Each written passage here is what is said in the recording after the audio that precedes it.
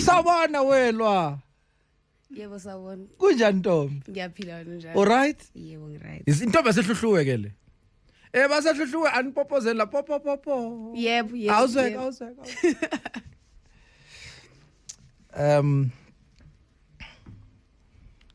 Why do you have tattoos? Ngiyawathanda ama-tattoo. Okay. Yebo. Tell me. How many do you have, by the way? Now 4. I can see the sleeve on your right arm. It's almost full, ne? Yeah. It starts from the shoulder, ne? Yes. Okay, explain that one first. Imbali lezi. Ne butterfly bese kuba ibhubesi. Ibhubesi? Yebo. Bese kuba ibhubesi. Le bhubesi vegetarian yini? I-vegetarian lebhubesi leli. Hayi alidla abantu. Oh, okay. Bese kuba ke igama lami. Igama lami kwe Esandleni sami. esandleni. Yebo. Each finger has an alphabet. LWAH. Lwah. So le uyenzeleni? Ay Shem, honestly speaking, TV. TV. Ngakubona kukuhle Yeah. ku TV. Yeah. So nje hayi i-pressure. Aw. Wena bwenzela ukuthi the day ulahleka. Yes, ukuthi hayi bese sebengithole. Bebone nje esandleni uthi no. Uye. So you explained 2. The other 2? Bese kuba inkanyezi emhlane. Oh, okay. Yebo. Ngoba ngiyakholela kakhulu ukuthi makumnyama kakhulu kuhlezi kunokukhanya. All right. No, you just have to look up. Yeah. Uphakamisa ikhanda Uqine. uqine. Yeah. Eyokugcina. Ayeke le. Yeah, athi ngiye. Asasiyeke le. Sengikuzwile Lwah. Yebo. Angeke iziyenze sense. Hayi no asiyeke. Yebo. You leave KZN to come to Joburg, and now your timing. 2020 in the middle of COVID. Shem. Eh? I don't know. TV. Yenzani TV? Ngabona ukuthi no manje ngoba wonke umuntu usemakhaya. Yeah. Nginayo opportunity yokuthi ngisebenze mina. Okay. Yes. But engqondweni yami kwangaduma ukuthi i-lockdown manje akukho kwenzakalayo. Yeah. You know, but bengifuna ukuthi i-lockdown mayiphela wonke umuntu ebesazi ukuthi kukhona umculo nje. That's right. Yebo. So cause ngangisuka emakhaya ngangifuna ukuthi at least abantu beyifunde sound yami be understand ukuthi ngiza from which angle futhi ke hayi ukuthi amapiano angiwathandi but ngangafuna umuntu ozofika ethi hayi into eshisayo njengamanje amapiano so sicela ukufaka kumapiano. Yeah. Yebo. So wena bofuna nje ukwenza umculo the way ufuna ngakhona. The way engifuna ngakhona. So I read in your bio that after matric you went and pursued music. What does that mean? No, not after matric. Hi. I dropped out during lockdown. I dropped out of grade 11 during lockdown. And then I decided to say, no, I don't want to go to school. Yeah. I want to do music. Yes. So, 2020, I drop out ngasuke ngeza la eGoli. Yeah. Ngaya ngamtshela ukuthi issues. Mama ngithola umsebenzi lapha ya eHillbrow radio station. Wathi uthola umsebenzi kuphi? Yazi ngiyakuthukela already with this conversation with your mother. Ngithi ngithola umsebenzi eHillbrow radio station. Wathi usuke ekhaya wathi uzokwenza music video. Awusho ukuthi wena usumsakazi. So girl awuhambeke uyowenza umsebenzi wakho uthola indawo yakho ozohlala kuyo. Ayaya. Ngoba akekho umuntu ozohlala la ekhaya. Ayaya. Bese thi yena uyi radio presenter. Akekho umuntu futhi ozoyeka isikole bese thi yena ufuna ukucula. Hayi ke because nami ngaleso sikhathi ngangifila lento engifilayo. Yeah, ikhanda liyashisa. Ngathi hayi okay, akulankinga ngizohamba. Anginayo iplan yokuthi okay ngizohamba ngephi. Yeah. Ngihambe ngalelo langa ngiye emsebenzini station. Ngasiba ngiqashile. But awholiki. Yeah, vele. It's a community radio station. Uholani. Uholani. Angifike ke hayi. Kusakaze sengibukile ku YouTube ukuthi okay kuhamba kanjani. Yeah. Hayi ngisakaze. Kancane ngifaka ingoma zami yabo because vele lo msebenzi ngufunela ukuthi ngifuna ukuthi ngidlale ingoma zami abantu bezizwe beyithande. That's right. Be download. Kancane yeah. We are live on Hillbrow radio station. Yes. And this is Lwah Ndlunkulu. Hey, okay, ngangenza amashow asebusuku. Yes. Ekseni bese ngiya e-studio. Okay. Enkabi Records. All right. Umphathi uBig Zulu ngangakamazi ngaleso sikhathi. Yes. So kwakuno producer wakhona. Wonke umuntu wayenokuthanda ukuthi afike khona enze music. So makeze ingoma yami lo ethi ena hayi ungeza e-studio sethu yabo. Ethi usebenza apha ethi Nkabi Records. Hey kanda lami vele ngingadumi ukuthi okay Nkabi Records. Fike lapha yana. Sisebenze sikhempe khona bethi hayi no singayihlalela nje lana 5 days. Ngithi hawu so nendawo yokulala. Umshubo. Asisebenze mina ngiyawuthanda umsebenzi. Yeah. So ngise si record senze ingoma nje eningi. Ngihambe ngemsebenzini ngibuye ngize ngapha ngihambe ngemsebenzini ngibuye ngize ngapha. Ngibona ukuthi kumnandi kakhulu e-studio. So angiyeke la emsebenzini because ku radio. Yeah, because kuyangishaya ephaketheni and imali enganginayo ngaleso sikhathi kwaku 400. Yeah. Ukugibela ngeHillbrow ngize studio 10 rand. Iyaphela le mali. Iyaphela manje le mali. And hayi ukuthi mase studio uyabhadala. Awubhadala.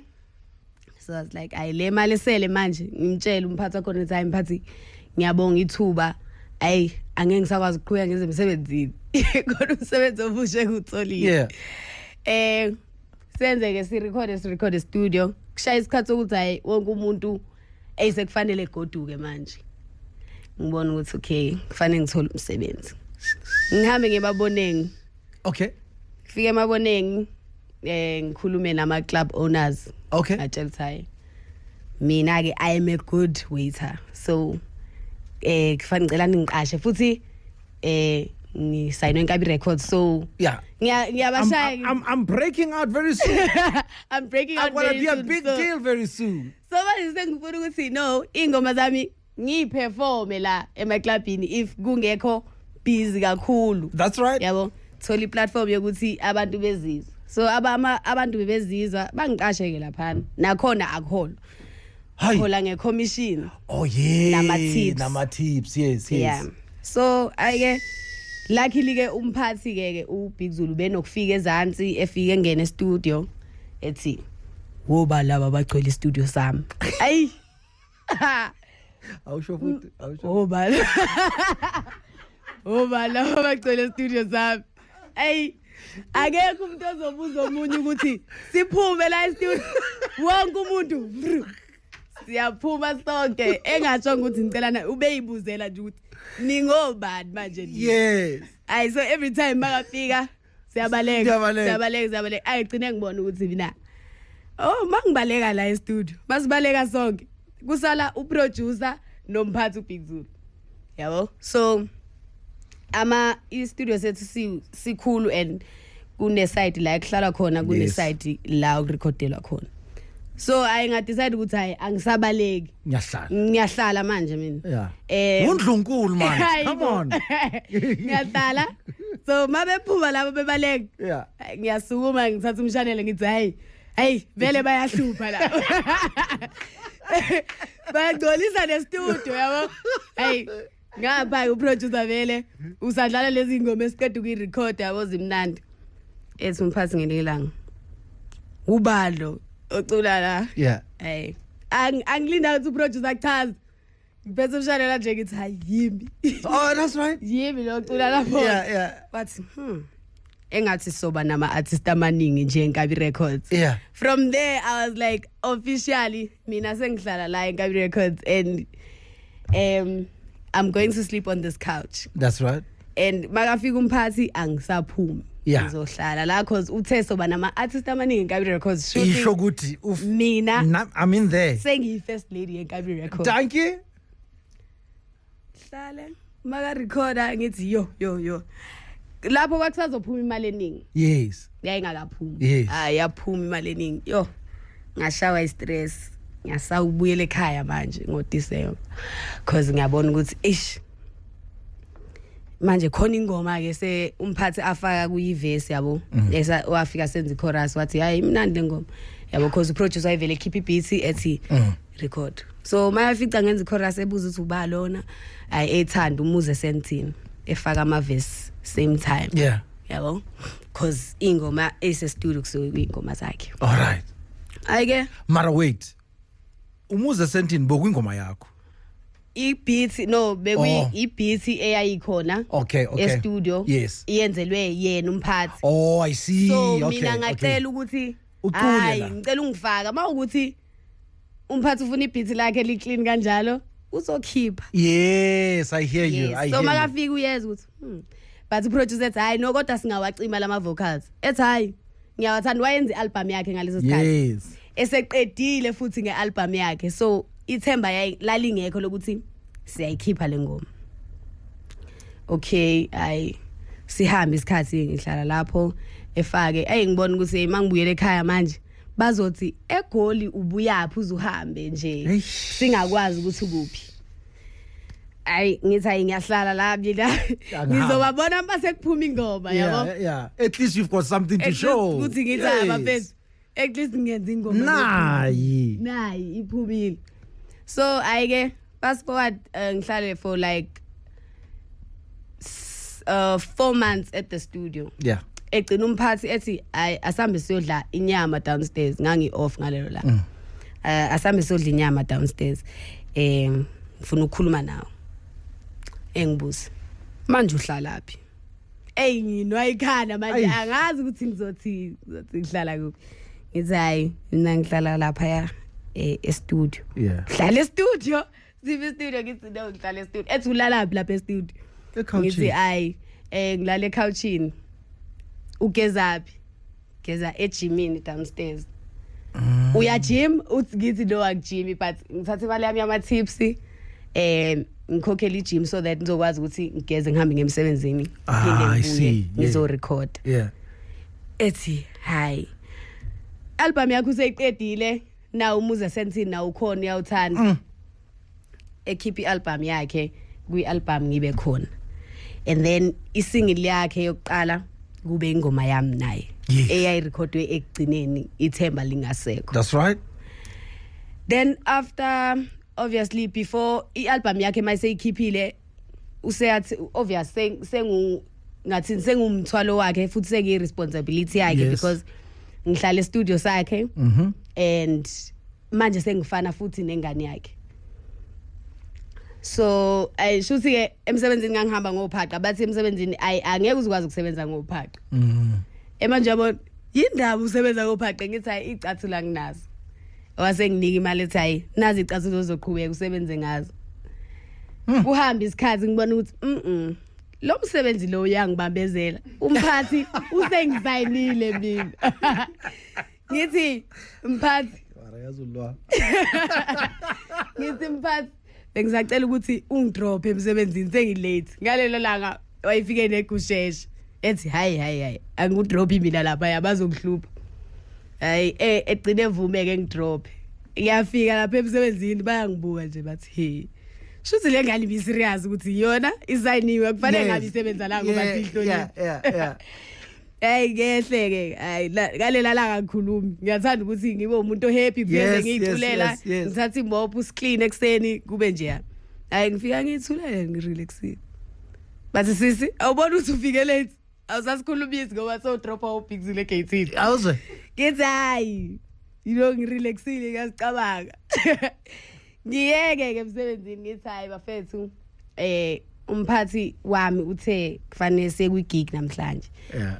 ngihambe ngiye kwi gig for the first time ngibona ukuthi hayibo hayi ziyakhala nangu umsebenzi nangu umsebenzi wakho ukuthi ngifike endaweni ngihlale abantu bengithanda so at that time abantu bebengangazi yes yabo so ngiyabuka ukuthi exciting umphathi bayamthanda abamscreamela abanye bayakhala yeah ukuthi hayibo so ngibe inspired kakhulu ngingayeki ukusebenza engitholela indawo yokuhlala oh nice and ngibona ukuthi abantu bayangithanda mangihamba emgwaqeni hayibo yile yangane le yayicula noBigzulu ile yangane le yayicula noBigzulu kungijabulise kakhulu lokho because ithemba lalingekho.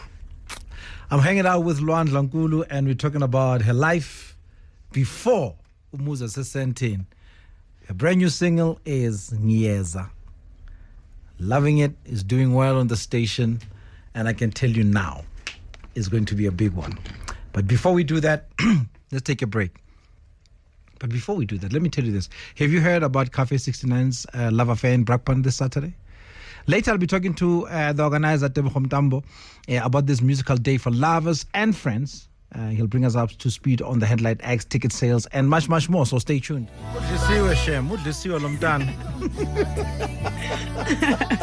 Yeah? Yeah, bye. So go ahead, lo muntu. Akekho yazi kodwa umuntu okuhambela umaweni. Akekho umuntu okuhambela So umaweni. girl, you took it there. Yeah, kwakufanele. Yeah, ngiyazi ukuthi abantu bathandana. Ngiyazi ukuthi abantu bathandana. Bathini ekhaya manje? After hearing Umuza Sesentini, now this. Uthini uma? Oh mama ujabule, sijabule. Yabo, nami at that time ngiyazi ukuthi kwaku wrong lokho engakwenza. Yabo, so vele kwakumele engangivuni because if wangivuna mhlambe namhlanje ngabe angikho la kwikhaya FM ngiyaxoxa ukuthi kwenzakala kanje. True. So umama ujabule ekhaya. You know, funny enough, it's the same sentiment that Nomfundo Mo said as well. Ngiyabela. But having Zofika kanjani egoli if I didn't follow this. Yeah.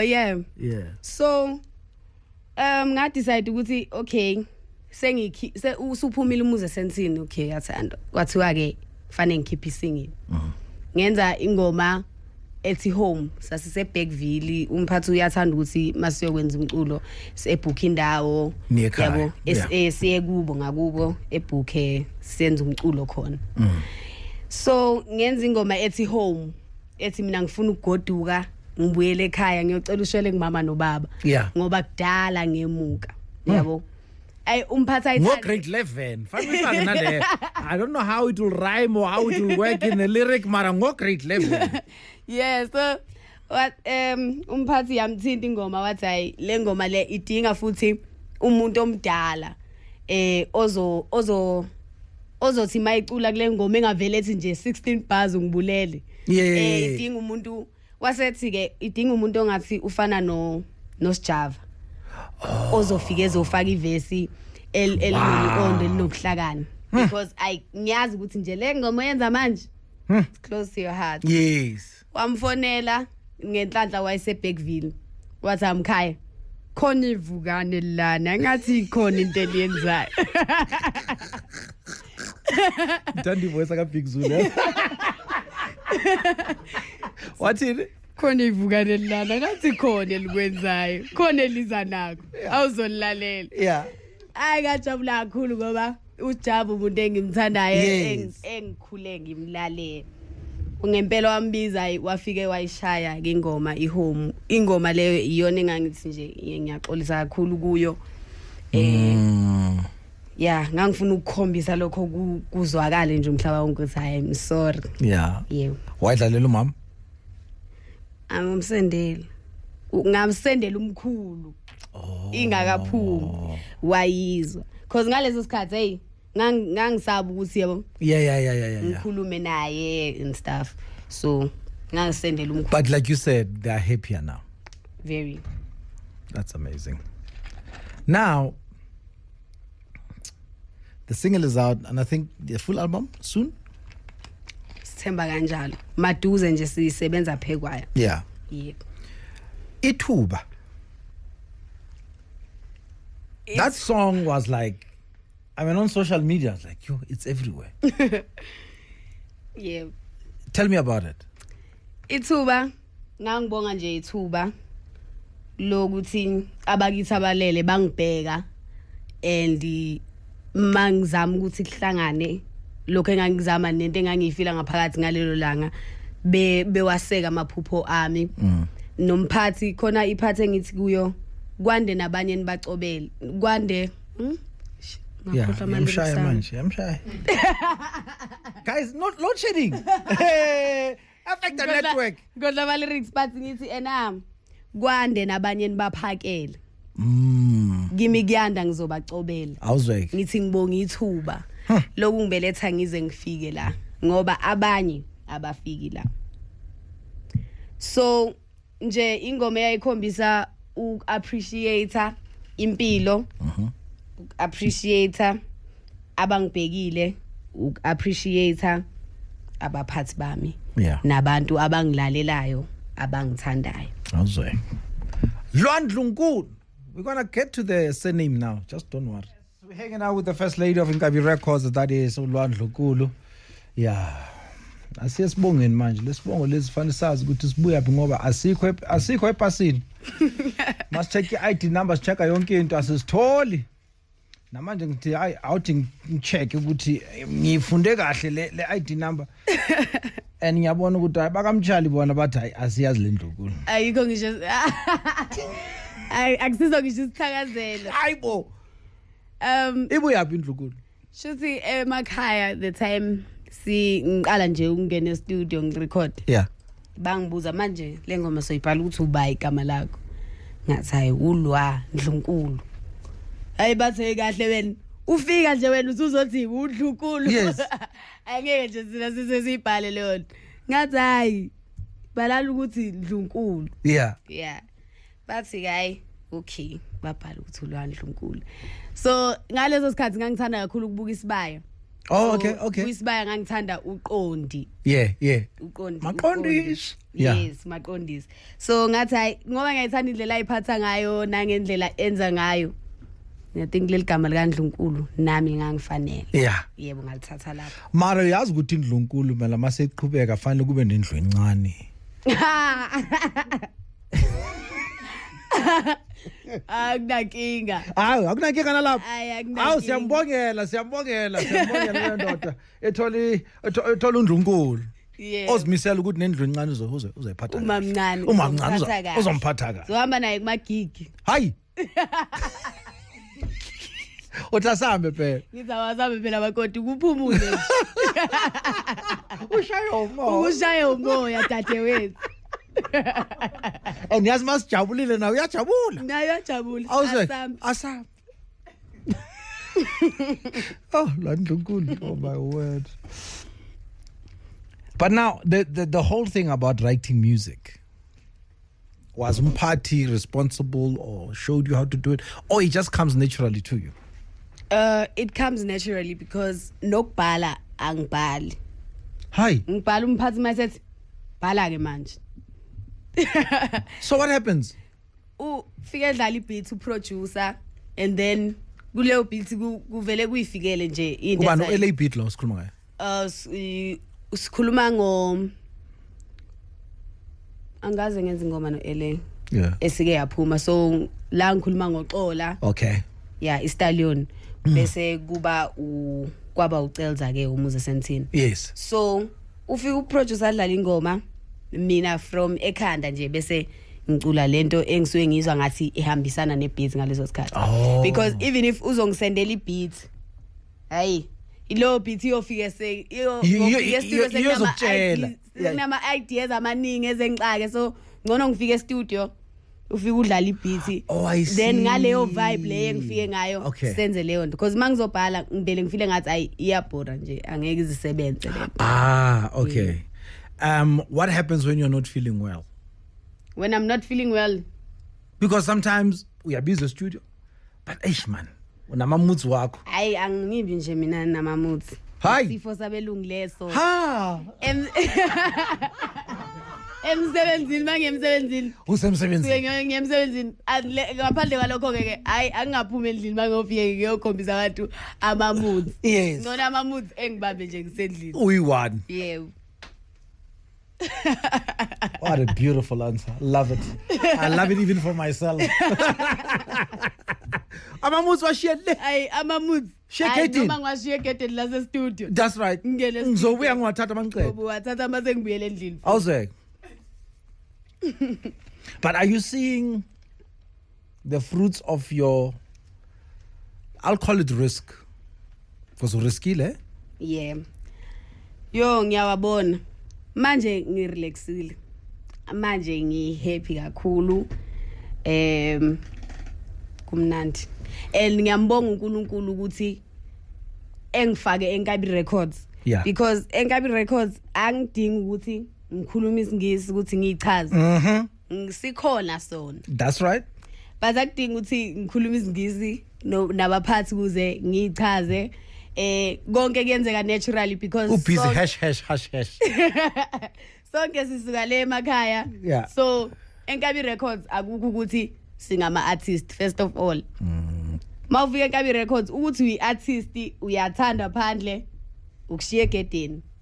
Namamoods wakho ukushiya egedeni ufika usulandile wakamtshali ozosebenza. That's right. Futhi ubaba wakho uBig Zulu uzokutshela ukuthi mawusuphapha ngathi usuyaphapha manje ngathi usuyaphambuka endleleni. Yeah. Yabo and uyazi ukuthi angeke ngize ngenza iphutha ngoba kuthiwa nje yabona masenzoyiphatha kanjeni izobona. Akekho ke ofisa ukubona ukabiza noma yilipi artist laseNkabi Records. Yeah. Ibuza ukuthi yini enenza ukuthi nibe nje ni stick entweni eniyenzayo yabo ninganaki into eningi bazokutshela ukuthi uZulu vele ethi uzobona. Asazi ukuthi uzobona. Yeah. Kodwa ke uzobona. And awufuna ukubona. Hayi. Nompumelelo Ngubeni says, I never heard of Lwah Ndlunkulu until this morning, right now on the show.